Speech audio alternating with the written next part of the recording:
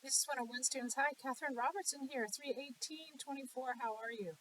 So we're going to be looking this week, your homework for chapter 2, 1 and 2, due tonight. Today is Monday. And today we're going to start looking at globalization and thinking about global markets. So chapter 3.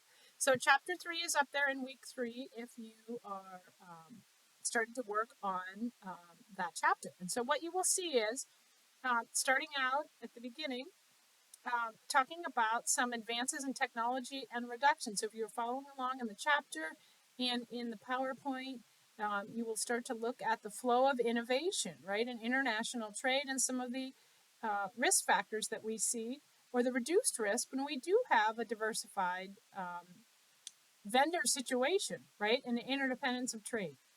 The other thing this chapter starts to talk about is opportunity cost. And opportunity cost is the opportunity of giving up the second best choice when making a decision, right? And it has a direct relation to international trade. So we start to touch base with the absolute advantage and a comparative advantage when we talk about opportunity costs and trade-offs.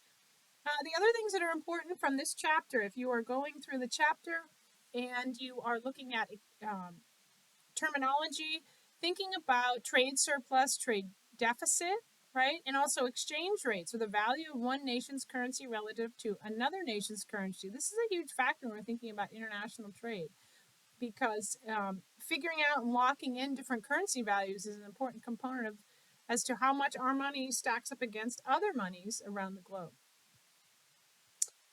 Most of you have heard of importing and exporting, right? And so thinking of importing, that idea of buying products that have been produced in foreign countries. And then we also here in the US export items. So we have items that we make here and we send overseas. And so a few ways to get into foreign markets. You might be able to get into some foreign franchising, right? Foreign licensing, foreign franchising, expanding by offering businesses in other countries. And you are then given the right to produce and market products according to specific operations. Now, in countries that are not as free as we are here in this country from a business aspect, typically going through the government is going to be one of the hurdles that you might find. There are some ways to get into global markets through partnerships, strategic alliances, and these are types of joint ventures where you may either partner with a company that is local. So if you want to partner with a company that is, for instance, located in Mexico, you could do those types of strategic ventures or joint ventures. The other thing to think about when we're thinking about trade with foreign countries is some of the items related to economic differences in other countries, right? And some countries don't live on the same salaries that we do here in the US, which many of you know. Also, those socio-cultural differences. And so thinking about how we go about business here in the US versus in other countries is very different. The structure of their business day, the costs of production, the regulations, so that comes to then political and legal differences. So those are three socio-cultural differences that we might run into when we're doing participating in international trade. Economic differences, right? Some countries they can live on $500 or $1,000 a year. Some of their individuals do. Nothing like that would ever work in the U.S. Political and legal differences. Again, governments have often more involvement than the U.S. government does in U.S. businesses, so something to think about. Few of the terms that are relevant for this chapter, things such as tariffs and quotas. Quotas, limits on the amount of specific products that can be imported. So there are certain times our government will say you can only import a certain amount of a specific product. Embargo, another term important in this chapter, a complete ban on international trade. So we had an embargo for many years with Cuba because of political ideologies in Cuba, and that the U.S. did not want to be in support of that, and so an embargo was set up.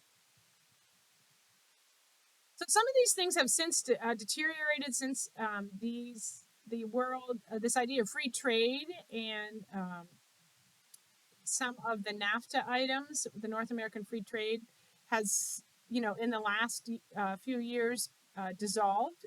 And the previous administration, politically, that we had here in the U.S., dissolved free trade from Mexico into the U.S. and many products. And so some countries we trade with freely. Others, we have some sort of levied tax or tariff that we, as goods come into this country, we levy a tax on them to kind of put them at par with some of the items that we then sell here in this country to try to make it a level playing field.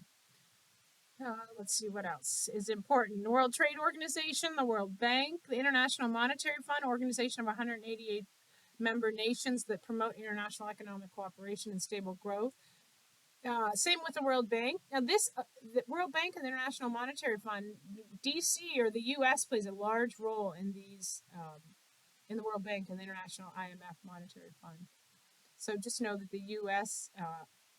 Helps coordinate both of those. Oh, here's NAFTA, North American Free Trade Agreement, on slide 12, if you are looking through the slides.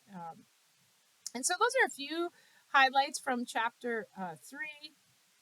In chapter 3, talking about globalization, I have 2 videos